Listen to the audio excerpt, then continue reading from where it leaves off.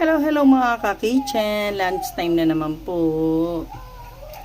Pag ganito ang ulam ko mga ka-kitchen, excited na excited kumain si Melvin's Kitchen. Ayan po. Ayan. Ayan. Galunggong naman. Galunggong po, nilagyan ko ng talbos ng malunggay at saka dahon ng sibuyas. Tapos, sibuyas kamatis lang po. Ayan, yan po ang ulam ni Melvin's Kitchen. Siyempre, meron po tayong patis. Ayan. Ayan, ang kanin ni Melvin's Kitchen. Ayan.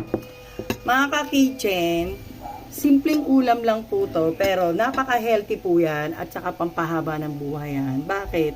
Bakit hahaba ang buhay nyo? Kasi po, ano po to, no fats, no cholesterol, kasi nga po, tubig lang ang halo ni Melvin's Kitchen dito. Yan po. Ayan. Ayan. Tubig lang po. Sibuyas, kamatis, pinakuluan, plak, tapos nilagay ang mga gulay. Tapos na, imekos-mekos mo, tapos na, patayin. Ang apoy, pwede nang tikman. Mga ka-kitchen, ang sarap ka mo. Sorry po sa hindi ayaw ng ganitong ulam, pero po talaga dapat po kapag nagkakaedad tayo, dapat ganito na ang mga kinakain natin. Yung wala masyadong mamantika, ganun. Bumili pa ako dapat pupunta akong palengke.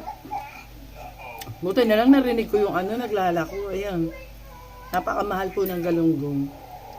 200 ang kilo, 9 na peraso. Pero malalaki naman po siya yan. Malalaki po siya. Yung iba pinirito ko. Kasi yung iba, yung mga bata, ang kinakain lang nila dito, sabaw.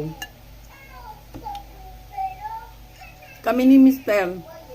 Si Mister, sabaw lang din ang kinakain. Hindi siya kumakain ng yung isda na nilagyan ng ganito sabaw. Kaya yung iba pinirito ko. Mga ka-kitchen, kumain na ba kayo? Aba, kumain na kayo. Tama na yan, chika na yan. Umuwi ka muna sa inyo. Nagluto ka na ba? Kumain na tayo. Kain na. Siyempre, meron tayong sile, mga ka-kitchen. Ayan, pinisaan na ni Melvin's Kitchen. Ayan, sile. Alam nyo ba, mga ka-kitchen, mas naaanghangan pa ako dyan sa siling kulay green yung panigang. Ayan. May mga nagpi-PM kung may ulam daw. Mga ka-kitchen, wala pong tindang ulam si Melvin's Kitchen. Tinamad na naman po. Ang tinda ko